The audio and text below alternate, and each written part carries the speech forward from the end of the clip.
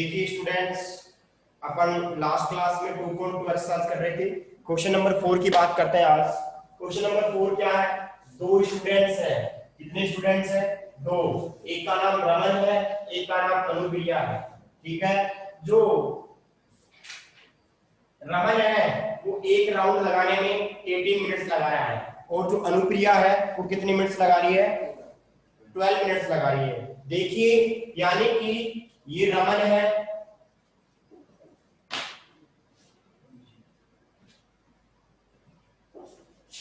ये रमन है, ठीक है। और मान लो रमन लगा रहा 18 मिनट, और जो अनुप्रिया है वो 12 मिनट लगा रही है। एक राउंड लगाएगा 18 मिनट में, दो राउंड 36 में, तीन राउंड 54 में, ये लगाएगी 12 मिनट में। वैसे एक ही राउंड में चलेंगे ना, वो भी मान लो यहाँ चल रही है, ठीक है, इसके ऊपर ही चल रही है वो भी, ये अनुप्रिया है, ठीक है। तो रमन तो ऐसे टाइम लगाएगा, लेकिन वो क्या लगाएगी? 12 लगाएगी, 24 लगाएगी, 36 लगाएगी। तो बताओ कौन से टाइम पे दोनों एक साथ मिल जाएंगे? कौन से टाइम पे मिलेंगे? 36 वाले टाइम पे क्या हो जाएंगे? वो दोनों मिल जाएंगे। एक राउंड लगाया 18, उसका 12 मिनट मिलेगी वो। दूसरा राउंड लगाए, वो दो राउंड में 36 मिनट लगा चुका है, लेकिन तब तक वो कितने राउंड कर देगी? अरे जब वो दो राउंड करेगा रमन, तब तक वो कितने राउंड कर देगी? 3 राउंड कर देगी। कहने का मतलब रमन जब 2 राउंड करेगा 36 मिनट लगेगी, और जब अनुप्रिया करेगी 3 राउंड तो कितनी मिनट लगेगी? 36। यानी कि एक ऐसा टाइम आएगा तो दोनों क्या हो जाएंगे? मिल जाएंगे। दोनों क्या होंगे? मिल जाएंगे। तो एक्चुअल में किया क्या अपन ने? अगर मैं 18 और 12 का मैं अगर एलसीएम लूं तो भी वो कितना आएगा? 36 ही आएगा। तो अपन कैसे लिखेंगे? सोल्व करने का तरीका देखिए। क्वेश्चन नंबर 4 2.2 एक्सरसाइज का। ओके 2.2 एक्सरसाइज का, ठीक है। हाँ, यहाँ पे क्या बोलेंगे? Time taken by Raman in one rotation या one round. Time taken by Raman in one round कितना होगा? 18 मिनट्स होगी। होगी कि नहीं होगी? बिल्कुल होगी। Time taken bye Anupriya, Anupriya है ना, इन वन राउंड कितना हो जाएगा? 12 मिनट्स, ठीक है। टाइम रिक्वायर्ड टू मीट, ऐसे कुछ क्वेश्चन है वो। How many minutes will they meet again, ठीक है। Time required to meet first time, पहले टाइम पे वो कम मिलेंगे। फर्स्ट टाइम बोल सकते हैं। फर्स्ट टाइम वो कैसे मिलेंगे? फर्स्ट टू मीट ऐसे लिखे सिंपल, ठीक है, टू मीट। तो बताइए क्या होगा? LCM of 18 and 12। अब क्या करेंगे? यूजिंग टाइम फैक्टराइजेशन मेथड क्या हो जाएगा यहां से? अगर अपन बात करें तो ओके श्रीकांत, बहुत बढ़िया, इंटेलिजेंट है, तेरा आंसर आ गया। मैं पहली बार में तेरा आंसर देख लिया था, थैंक यू। ओके, बात समझ में आ रही है? हाँ, तो यहाँ पे 18 2 9 3 3 3 1 आएगा नहीं आएगा? तो कितना हो जाएगा? 18 को कैसे लिख सकते हैं? 2 into 3 का स्क्वायर। ऐसे अपन 12 को कैसे लिखेंगे?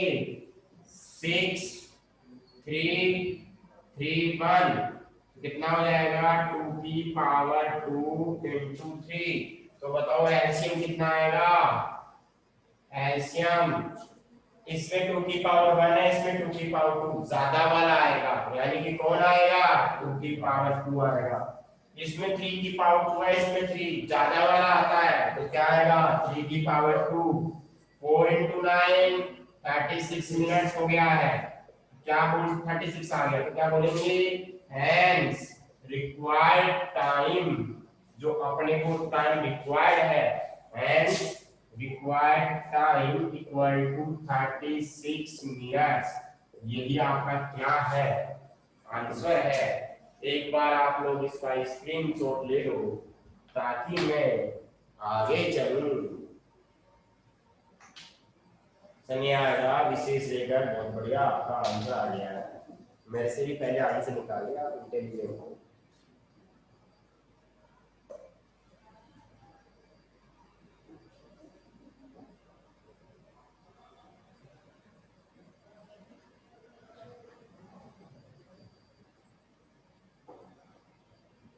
ओके, क्वेश्चन नंबर 5 है,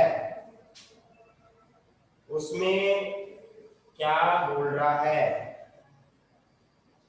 पार्टिसिपेट है, जो कोई कंपटीशन में या कोई किसी में पार्टिसिपेट कर रहे हैं, अलग अलग कैटेगरीज वाइज है, मैथमेटिक्स के हैं, ऐसे कुछ क्वेश्चन है। देखते हैं एक बार क्या क्वेश्चन है।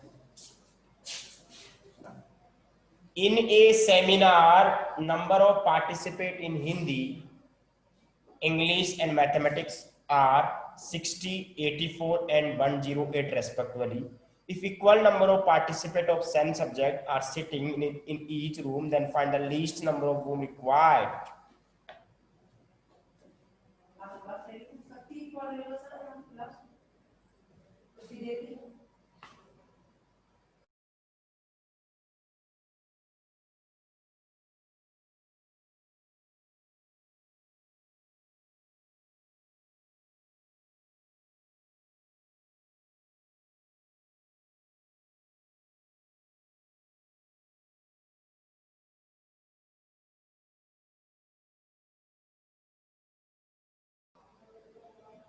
देखिए स्टूडेंट्स, 30 सेकंड के लिए मेरी वॉइस बंद हो रही है, मैं बंद कर रहा हूँ मेरी वॉइस को 30 सेकंड के लिए, है ना। 30 सेकंड रुकना, ऐसे डर मत जाना कि सर काम है, ठीक है। हाँ,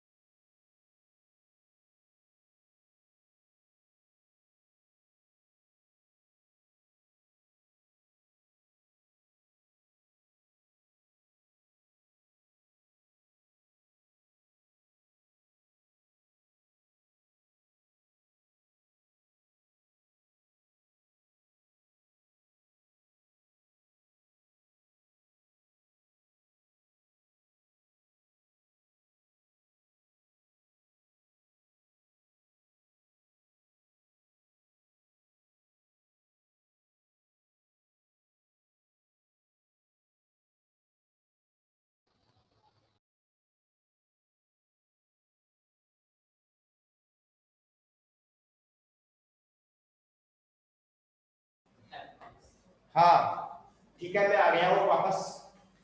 तो आपका क्वेश्चन है कि कोई सेमिनार है, उसमें देखो टोटल नंबर ऑफ पार्टिसिपेट कितने हो गए, पहले ये बताओ।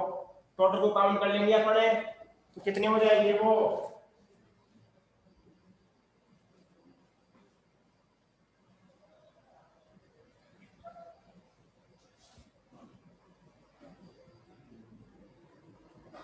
टोटल पार्टिसिपेंट है ना, टोटल पार्टिसिपेंट है, कोई मेंबर्स है, हाँ पार्टिसिपेंट्स है ना, नंबर ऑफ पार्ट, बात तो वही है, कितने हो जाएंगे, हो जाएंगे। अगर बात करें अपन बैंड्स, बैंड्स BANDS है ना, हाँ कितने हो गए, ये हो गए हिंदी इंग्लिश 60, 84, 108, 60, 84, 108, तो ये हो जाएगा 12 और 9 792, 84 12, कितना बचा, 1 बचा ना, और तो 996 कितना होता है, 15 होता है ना, 252 आएगा, 252 आएगा। ओके, अब आप मैं आपसे मैं क्वेश्चन पूछता हूँ, क्या क्वेश्चन पूछता हूँ, आपको टोटल नंबर ऑफ क्या चाहिए, रूम चाहिए। तो मैंने लेट कर लिया, लेट टोटल नंबर ऑफ या total number of room which are required कितने लेट कर लिए मैंने, n लेट कर लिए हैं। कितने लेट कर लिए, n, यानी कि मेरे को n रूम चाहिए। अब देखिए 3 सब्जेक्ट है, कौन कौन सब्जेक्ट है, Hindi, English, mathematics. Hindi, English, mathematics. वो ऐसे बोल रहा है, क्या बोल रहा है कि सभी रूम्स में सेम नंबर के, सभी रूम्स में क्या होना चाहिए, अगर बात करें क्या बोल रहा है इसमें, हाँ, यानी कि equal number of participate in each room. कहने का मतलब अगर मान लीजिए पहला नंबर का रूम है, क्या बोला मैंने, पहले नंबर का रूम है, अगर मान लो पहले नंबर के रूम में हिंदी के मान लो 6 है, मान लो एक बार के लिए, और क्या बोलते हैं इंग्लिश के मान लो 8 है, 8 क्या, हाँ 7 मान लेते हैं एक बार के लिए, और मान लो मैथ वाले का इंटेलिजेंट मेथड ना, ठीक है, वो मान लो 12 है, कितने हो गए, 6 7 30 25 हो गए, यानी कि एक रूम में कितने हुए, 25। जो अगला रूम आएगा उसमें भी 25 ही होनी चाहिए, और ऐसे ही कोडिंग होनी चाहिए, हिंदी के 6, इंग्लिश के 7, मैथ के 12 आएंगे। अरे आएगा कि नहीं आएगा, ऐसे क्या होना चाहिए, हिंदी के 6, इंग्लिश के 7, मैथ के 12।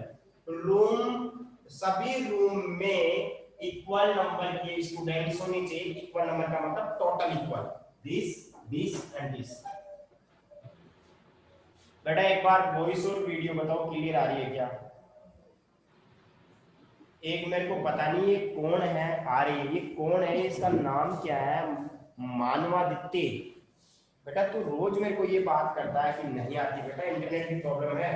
हाँ, तो total number of her room में इक्वल है, और हर रूम में सब्जेक्ट भी इक्वल आ रही है, यहाँ पे देखो 6 है, यहाँ पे 6, यहाँ पे 6। बात तो समझ रहे हो, ये कब हो, कैसे हो सकता है, अगर अपन बात करें, अगर मैं इनका एचसीएफ ले लूं, क्या ले लूं इनका सबका, क्या ले लूं मैं, एचसीएफ, क्या ले लूं, एचसीएफ ले लूं, क्या आएगा देखो, एचसीएफ ले लूं, एचसीएफ ऑफ, या ऐसे बोल सकता हूं, total participate in each room, वो आएगा HCF ऑफ 60 84 108। यानी कि अगर मैंने इनका HCF ले लिया, देखो डायरेक्ट HCF अपन तीनों का एक साथ भी ले सकते हैं, तीनों का HCF एक साथ भी ले सकते हैं। अगर प्राइम फैक्टराइजेशन मेथड के बारे में कुछ नहीं बोला है तो डायरेक्ट कैसे ले सकते हैं, चलो डायरेक्ट नहीं, आपको सिंपल ले लो ना, अलग अलग, क्यों माथा पच्ची करते हो, सही है ना, जो पढ़ा वो चलने दो ना। तो 2 से डिवाइड 13, 2 से डिवाइड 15, 3 से डिवाइड 5, 5 से डिवाइड 1, 2 से डिवाइड 42, 2 से डिवाइड 21, 3 से डिवाइड 7, 7 से डिवाइड 1, 2 से डिवाइड 54, ठीक है, 54 27, 3 से डिवाइड 9, 9 से डिवाइड 3, 3 से डिवाइड 3, और ये हो जाएगा 1। सबको आता है ये चीजें, तो बिल्कुल सबको आता है, ठीक है, हाँ जी। अब देखो यहाँ पे 60 को क्या लिख सकता हूँ, 2 की पावर 2, 3 into 5, 84 को क्या लिख सकता हूँ, 2 की पावर 2, 3 into 7, 102 क्या लिख सकता हूँ, 2 की पावर 2, 3 की पावर 3। आएगा कि नहीं आएगा, बिल्कुल सर आएगा, आएगा, क्यों नहीं आएगा। अब देखो एचसीएफ बताओ, एचसीएफ में वो आता है सबसे छोटा होता है और कॉमन आना चाहिए, तो बताओ एचसीएफ कितना होगा इसका, 2 की पावर 2 आ रहा है, 2 की पावर 2 आ रहा है, 2 की पावर 2 आ रहा है, 2 की पावर 2 तो आएगा ही आएगा, और बताओ 3 आ रहा है, 3 आ रहा है, 3 का स्क्वायर तो 3 आएगा, छोटा वाला आता है 4 into 3 कितना हो गया 12, एचसीएफ कितना आ गया, 12 आ गया है। अब आप मेरे को ऐसे बताओगे 12 तो आएगा, कोई क्या बोल रहा है, हाँ 12। अब मेरे को ऐसे बताओ एक रूम में कितने बच्चे आएंगे, 12 आएंगे। हाँ श्रीकांत सही बोल रहे हो आप लोग, बहुत बढ़िया। तो एक रूम में कितने बच्चे आएंगे, 12 बच्चे आएंगे, 12 पार्टिसिपेंट आएंगे। एक में 12 आते हैं, टोटल कितने हैं 252, डिवाइड कर देंगे तो नंबर ऑफ रूम्स आ जाएंगे। तो एन की वैल्यू क्या आएगी, टोटल रूम कितने आ जाएंगे, टोटल रूम आएंगे 252 अपॉन ये कितना हो गया यहाँ से कट जाएगा ऊपर, total room equal to 252 upon 12, ये हो जाएगा 21। तो n की वैल्यू क्या आ गई 21, और यही आपका क्या हो गया answer. Hence number of, last में लिख देंगे, लास्ट में क्या लिख देंगे, हेंस नंबर ऑफ, ये total number of room, total number of rooms which are required, क्या हो जाएगा n की वैल्यू 21, यही आपका क्या हो गया आंसर हो गया है। बात को समझ रहे हो, एक बार इसका स्क्रीनशॉट ले लो फटाक से, सब लोग इंटेलिजेंट हो, वेरी गुड, बहुत बढ़िया। ये एक्सरसाइज खत्म हो गई आपकी। सभी स्टूडेंट्स अपनी बुक को ओपन करो, सभी स्टूडेंट्स अपनी अपनी बुक को ओपन कर लो, और जो मैं बोल रहा हूं उस पे फोकस करो। एक बार बुक को ओपन कर लो, मैथ्स की बुक को, ठीक है। इसका एग्जाम्पल नंबर 1 ये तो मैं करवा दूंगा, इसको तो छोड़ो अभी। Example number 2, example number 2, express following positive integer as a product of its prime factors. जो आपका क्वेश्चन नंबर फर्स्ट है वैसा का वैसा एग्जाम्पल नंबर 2 है। आ जाओ एग्जाम्पल नंबर 3, एचसीएफ और एचसीएफ कैलकुलेट करना है यूजिंग प्राइम फैक्टराइजेशन मेथड। जो आपका क्वेश्चन नंबर 3 है वैसा ही एग्जाम्पल नंबर 3 है। मेरी बात को समझ रहे हो, बिल्कुल समझ में आ गई। Example number 4, find the HCF and LCO pair of integer 510 92 and verify whether product of two numbers of this। अरे दो नंबर्स आ गया 510 और 92, 510 और 92। बताओ किस टाइप का क्वेश्चन है, जो आपका क्वेश्चन नंबर 2 है, सेम क्वेश्चन है। एक बार यस और नो में कमेंट कर दो कि एग्जाम्पल 1 के अलावा सारे कर सकते हो क्या। अब देखो एग्जाम्पल नंबर फर्स्ट देख लो क्या है, एग्जाम में नहीं आएगा वो, लेकिन आपको बताना है examine whether there is any value of n for which 6 की power ends with the digit 0। मतलब वो 0 के साथ एंड हो रहा है क्या।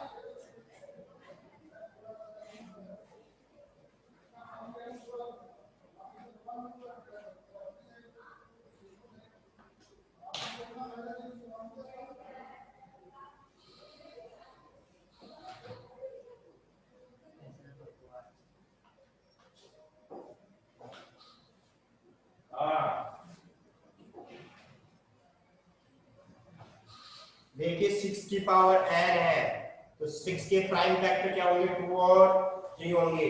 मैं आपको बता देता हूं कि n 0 पे एंड कब होता है, वो चीज बता रहा हूं मैं आपको। ये तो एक एग्जाम्पल नंबर जो आपका 1 है उसमें क्या है 6 की पावर n बोल रहा है, 6 की पावर क्या बोल रहा है n। क्या मैं इसको ऐसे लिख सकता हूं 2 into 3 की पावर n, यस और नो। बिल्कुल लिख सकता हूं, लिख सकता हूं। अब देखो यहाँ पे अगर बात करें अपन 2 की पावर n, इसको 2 की भी पावर n है और 3 की भी पावर कितनी है n है, ठीक है। तो यहाँ पे क्या हो गया 2 की पावर n इंटू 3 की पावर n हो गया। हमेशा ध्यान रखना है, मैं आपसे बोलूं कि मेरे पास 60 है तो 60 के प्राइम फैक्टर क्या होंगे 2 इंटू 2 इंटू 3 इंटू 5, ये होंगे 100%। आप डिवाइड कर दो, मैं डायरेक्ट कर दूंगा, ठीक है, तो ये होंगे। अब इसमें 60 में 0 आ रहा है क्या? बिल्कुल आ रहा है सर, तो 100% 2 और 5 होगा ही होगा, 100% दोनों का एक पेयर बनेगा ही बनेगा। यहाँ पे 5 एक आ रहा है, 2 कितने आ रहे हैं? 2, तो दोनों को लो एक बार, 2 और 5 का पेयर बन रहा है, 2 को 5 से मल्टीप्लाई करो, 10, 10 में 0 आता है? बिल्कुल आता है सर, 0 आया। अब अगर मैं 10 लिखा तो क्या लिख सकता हूँ? 2 into 5, बताओ एक पेयर बन रहा है, तो एक 0 आ रही है। अब देखना 100 लिख रहा हूँ, 100 कैसे लिखूंगा? 10 into 10 लिख सकता हूँ, इस 10 को 2 into 5 लिख सकता हूँ, इसको 2 into 5 लिख सकता हूँ। बताओ कितने पेयर बन रहे हैं? 2 पेयर बन रहे हैं। कितने 0 आ रहे हैं लास्ट में? 2 0 आ रहे हैं। मेरी बात को समझ रहे हो? तो कहने का मतलब क्या हुआ? 0 पे n कब होता है? जब उसमें 2 भी हो और कौन हो? 5 भी हो, 2 भी हो 5 भी हो। क्या इसमें 2 आ रहा है? सर बिल्कुल आ रहा है। क्या इसमें 5 आ रहा है? नहीं आ रहा, तो ये 0 के साथ एंड नहीं हो सकता। क्या मेरी बात को समझ रहे हो? नहीं हो सकता। तो अपन क्या लिखेंगे वो देखिएगा।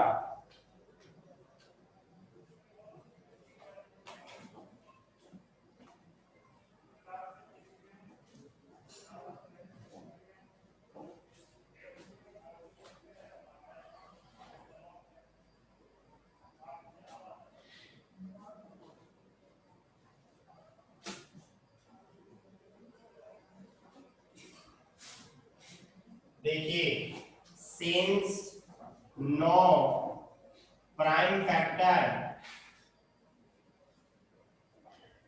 आकार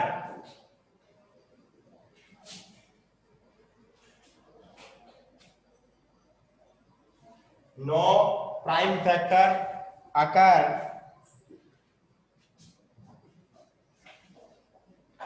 accept 2 and 3,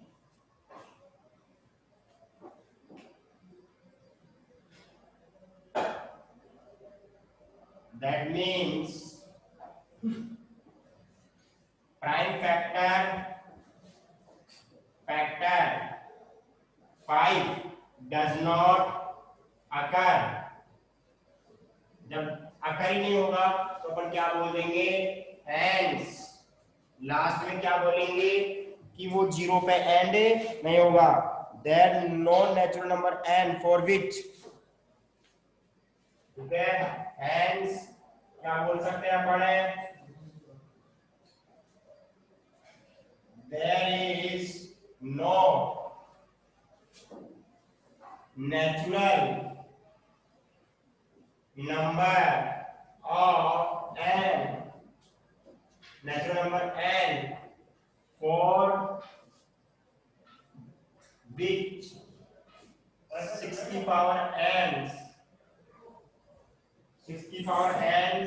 with the digit 0, मतलब 0 के साथ वो एंड नहीं होगा। ये लाइन लिखनी है बस, अपने लैंग्वेज में कैसे भी लिख सकते हो, यानी कि प्राइम फैक्टर 5 है ही नहीं, सिंपल भी लिख सकते हो। एग्जाम में ऐसा क्वेश्चन नहीं आता। सिंपल क्या है कि अगर 5 प्राइम फैक्टर नहीं आ रहा है तो एंड 0 के साथ एंड नहीं होगा। एक बार इसका स्क्रीनशॉट ले लो, फिर अपन बात करते हैं 2.4 एक्सरसाइज। 2.3 की नहीं, 2.4 की करेंगे पहले।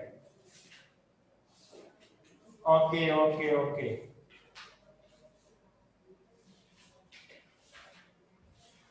अब 2.4 एक्सरसाइज निकाल लो। 2.2 के बाद डायरेक्ट 2.4 करेंगे, फिर करेंगे 2.3, सबसे लास्ट में करेंगे 2.1।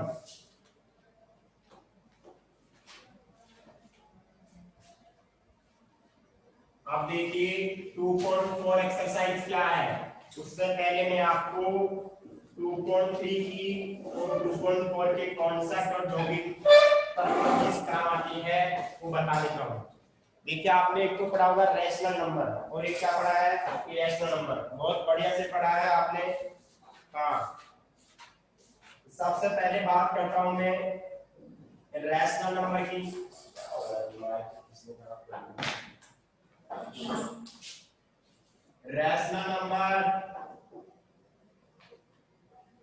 क्या होता है?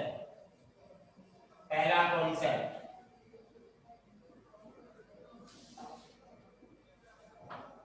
these are numbers, the rational numbers, these numbers are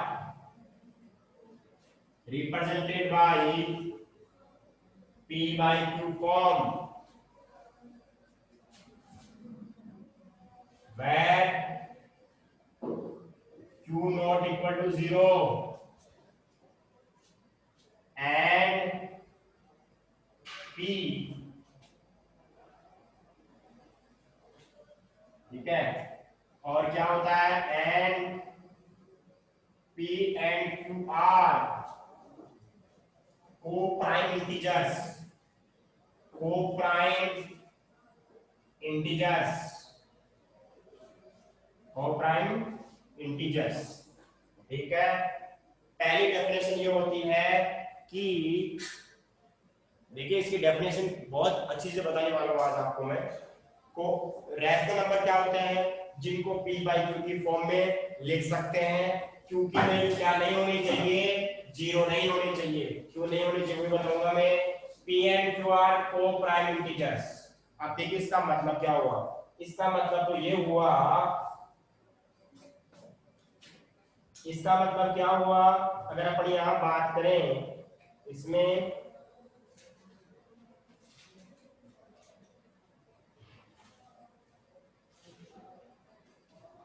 देखो, यानी कि 2/0 नहीं होना चाहिए। आपको पता, जब नीचे 0 होता है तो क्या सा जाता है? सन्नाटा सा जाता है। सन्नाटा का मतलब इनफाइनाइट आता है। इनफाइनाइट अनकाउंटेबल होता है। इनफाइनाइट क्या होता है? अनकाउंटेबल, जिसको काउंट नहीं कर सकते।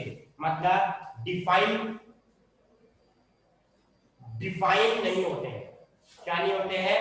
डिफाइन नहीं होता। 2/0 इनफाइनाइट डिफाइन नहीं होता है। ठीक है, बता रहा हूं श्रीकांत, बता रहा हूं को-प्राइम इंटीजर्स क्या होते हैं। ठीक है, 3/0 इनफाइनाइट, वो भी डिफाइन नहीं होगा। यानी कि नीचे क्या नहीं होना चाहिए? 0 नहीं होना चाहिए, पहली बात तो। दूसरी बात, को-प्राइम इंटीजर्स वो नंबर होते हैं जिनका एचसीएफ 1 आता है। जिनका एचसीएफ क्या आता है? 1 आता है। समझ में आ रहा है? को-प्राइम इंटीजर्स होना चाहिए। कौन से होने चाहिए? को प्राइम इंटीजर्स होना चाहिए। जैसे 2/3 प्राइम नंबर है, को प्राइम इंटीजर्स है, यानी कि 7/6 आ गया। 7/6 2/3 आएगा नहीं आएगा? 1/2, यानी कि इसका और इसका एचसीएफ बताओ कितना आएगा? 1। इसका और इसका एचसीएफ कितना आएगा? 1। जो कॉमन नहीं आता है, यानी कि जो ऐसे दो नंबर जिनका एचसीएफ 1 हो, वो क्या होते हैं? को प्राइम नंबर्स होते हैं। बात समझ में आ रही है? ऐसे दो नंबर्स जिनका एचसीएफ 1 आए, वो क्या होते हैं? को प्राइम नंबर्स होते हैं। इंटीजर की बात कर रहा है। इंटीजर का मतलब पॉइंट्स में नहीं होंगे, सिंपल होगी। यानी कि ये देखिए, ये 1/2 ये पॉइंट पे नहीं है, ये भी पॉइंट पे नहीं है, यानी कि ये रैशनल नंबर है। 2/7 रैशनल नंबर है। 6/5 रैशनल नंबर है। चेक करो दोनों का एचसीएफ कितना आएगा? 1 आएगा। दोनों का एचसीएफ कितना आएगा? 1 आएगा। बात को समझ रहे हो आप लोग सभी स्टूडेंट्स? एक बार यस और नो में कमेंट कर दो कि को प्राइम का मतलब समझ में आ गया और क्यू नॉट इक्वल टू 0 समझ में आ गया। ओके, अब ये एक्चुअल, ये वास्तव में कंप्लीट डेफिनेशन नहीं है रैशनल नंबर की। इसको कंप्लीट डेफिनेशन नहीं बोल सकते आप, इसको कंप्लीट डेफिनेशन नहीं बोल सकते। दूसरी चीज और, नंबर दो, अगर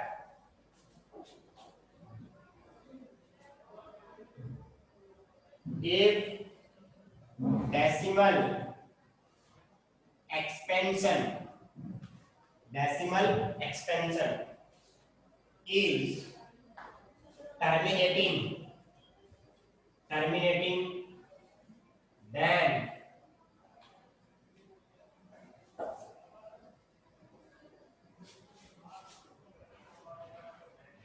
given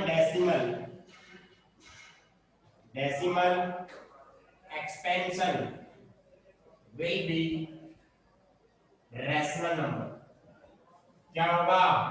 रैशनल नंबर होगा। क्या बोला मैंने? अगर आपको मैं बोलूं 1.5 है, क्या आप डायरेक्ट बता सकते हो कि रैशनल नंबर है? नहीं बता सकते। मैं बता सकता हूं कैसे। 1.5 है, आप तो क्या लिखोगे इसको? 15/10 लिखोगे। अरे लिखोगे कि नहीं लिखोगे? फिर 15 को काटोगे, 10 को काटोगे।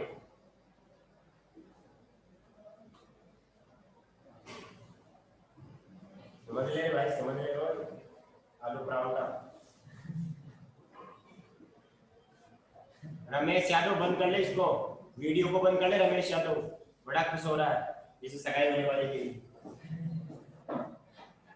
तो 15/10 कितना हो जाएगा ये? 3/2।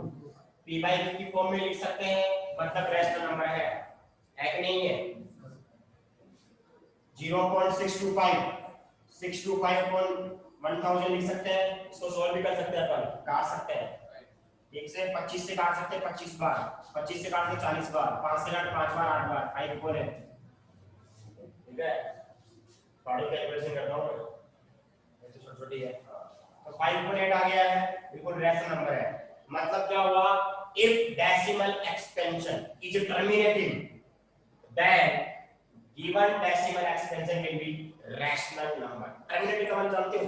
जैसे मैंने लिखा 1.25, ये लिखा मैंने 1 2 3 4 5 6 7 1 2 3 4 5 6 7 2 3 4 5 6 7।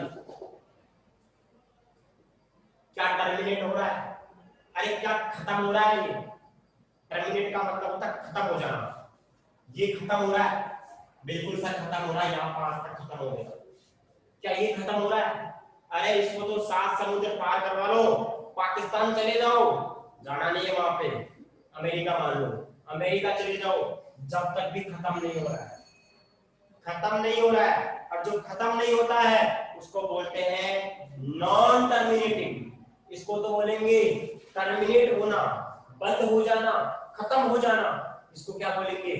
Non terminating. यानी कि आता ही जा रहा है, आता ही जा रहा है, रुकता ही रुक ही नहीं रहा, चलता ही जा रहा है, पेट्रोल ही नहीं खत्म हो रहा इसका। तो 2 3 4 5 6 7 2 3 4 5 6 7 2 3 4 5 6 7 ऐसे चलता ही जाएगा।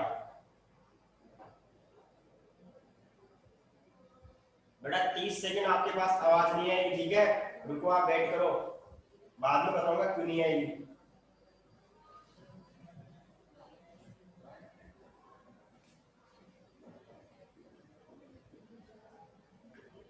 20 सेकंड में आ गया मैं वापस, है ना? अब देखो, इसको बोलते हैं टर्मिनेटिंग, इसको बोलते हैं नॉन टर्मिनेटिंग। लेकिन इसमें भी एक खासियत है, क्या है देखना, आपको खतरनाक चीज बताने वाला हूं। एक चीज तो है 1.625, एक चीज है 1.343434 डैश डैश डैश डैश, एक चीज है 1.234 23406258169875301, कुछ पता नहीं, 69668 ऐसे चलता जा रहा है। सर आप क्या लिख रहे हो? मोबाइल नंबर है क्या आपके? सर इतने मोबाइल नंबर क्या ये आपके मैडम के? नहीं, ऐसा नहीं। ठीक है, मिलाने वाला जरा 98 35 69 68 9 नहीं आएगा। ऐसा कुछ नहीं बेटा, ये तो मैंने चाहे वैसे लिख दिया मैंने, ठीक है? अब देखो यहाँ पे कुछ लोग मिलाएंगे, सर 98 से कैसे स्टार्ट किया आपने? हो सकता है 98 99 तो होते होते, आजकल 63 से भी आने लगे। अब देखो, ये तो है टर्मिनेटिंग, क्या है? टर्मिनेटिंग। ये क्या है? नॉन टर्मिनेटिंग और रिपीटिंग। क्या है? रिपीटिंग हो रहा है, मतलब बार बार वैल्यू आ रही है, हो रहा है 3 4 3 4 3 4 3 4। और ये कौन है? टर्मिनेट भी नहीं हो रहा, मतलब नॉन टर्मिनेट, टर्मिनेट और नॉन रिपीटिंग, रिपीट भी नहीं हो रहा है। अरे रिपीट का हो रहा है, 2 आ गया 3 आ गया 4 आ गया, पता ही नहीं, 0 आ गया 6 आ गया 2 आ गया 5 आ गया 8 आ गया, 2 के बाद क्या आ रहा था यार? 3 आ रहा था, यहाँ पे 2 के बाद क्या आ गया? 5 आ गया। रिपीट तो नहीं हो रहा है, रिपीट नहीं हो रहा है, रिपीट नहीं हो रहा है, देखो देखो 3 के बाद क्या आता 4, यहाँ पे 3 के बाद क्या आता 0, यानी कि रिपीट नहीं हो रहा है। तो तीन तरीके के डेसिमल एक्सटेंशन होते हैं। पहला टर्मिनेटिंग, दूसरा नॉन टर्मिनेटिंग रिपीटिंग, तीसरा नॉन टर्मिनेटिंग नॉन रिपीटिंग। बात को समझ रहे हो? तो मैं आपको कल बताऊंगा ये चीजें। एक बार आप लोग इसका स्क्रीनशॉट ले लो और इसके मैं एग्जांपल्स लिखूंगा। अभी तो एक चीज और बच गई इसमें, देखो फटाफट स्क्रीनशॉट ले लो इसका, टाइम आउट हो गया है। Okay, thank you so much, thank you. बाकी कल पढ़ेंगे अपन, ठीक है? पढ़ाई करना आप लोग बढ़िया तरीके से, ठीक है? आपका 5th चैप्टर का टेस्ट लगेगा, आज से तैयारी करने लग जाना। 5th चैप्टर का टेस्ट लगेगा, आपकी कल कॉपी चेक करूंगा पहले वाले टेस्ट की, जो पिछला टेस्ट था वो कल कॉपी चेक कर दूंगा। 5th चैप्टर का टेस्ट है, या तो मंगलवार को होगा या